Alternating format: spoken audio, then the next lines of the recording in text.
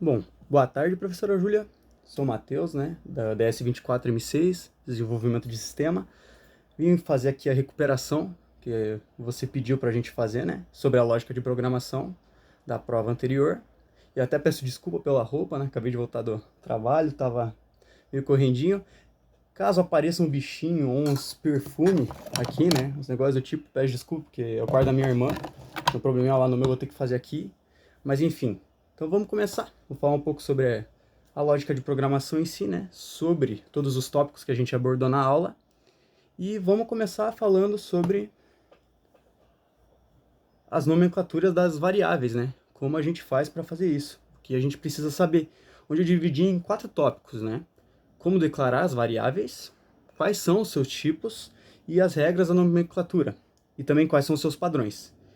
Então vamos começar aqui falando sobre o principal ali, né, que é a declaração de variáveis, que o que seria uma variável? A variável representa uma forma de identificar um nome simbólico em uma região da memória, que armazena um valor sendo utilizada por uma função. Ou seja, a variável ali ela representa uma forma onde a gente identifica, né, uma região da memória, a gente localiza ela ali e armazena um valor. Tanto pode ser número, tanto caracteres, esse tipo de coisa, que eu vou mostrar ali daqui para frente, mas variável em si seria esse tipo de coisa. Seria onde você armazena os dados para conseguir fazer ali a programação em si. É o que eu entendi sobre.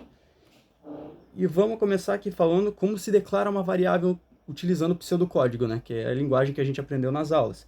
Bom, primeiro para armazenar um tipo de dado, o espaço tem que ser identificado com o nome, né?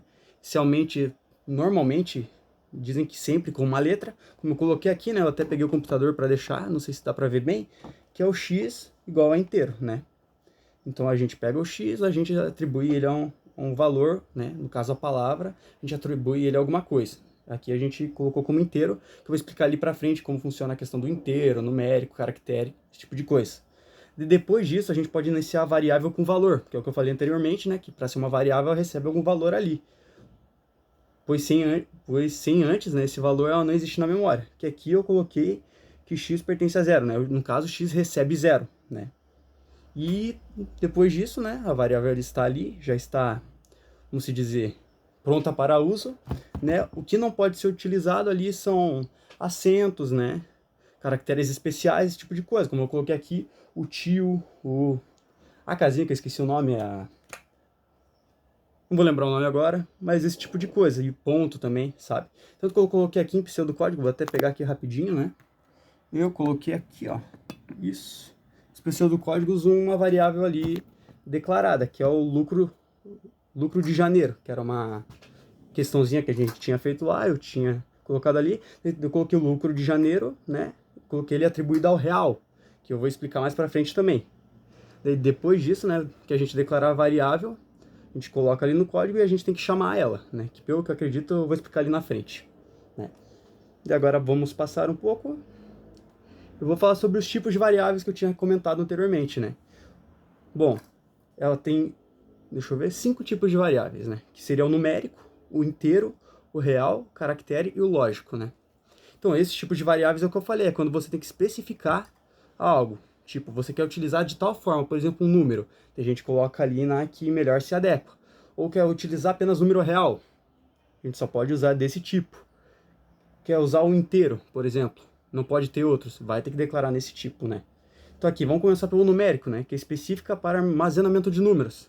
Né, que posteriormente poderão ser utilizados para os cálculos. Então, o numérico seria aquele melhor utilizado para cálculo, entende? Seria o que melhor dá para utilizar para esse ambiente, vamos dizer assim, né? Tanto que é o melhor para cálculo e normalmente utilizado somente para números, né? Já está no nome, numérico. Também a gente tem o inteiro, que seria para números também, mas que não possui casas decimais, como por exemplo o 0, o 1, o 100. Se tu quiser por 0,5, tu já não conseguiria, entendeu? Por conta dessa questão. Daí, caso você queira colocar uma casa a mais ali, um 0,5, 0,7, daí a gente utiliza o real, que é números que possuem casas decimais, né? No caso, os números negativos, fracionários, como o 0,25, 1,44, 3,22, esse tipo de número, entendeu?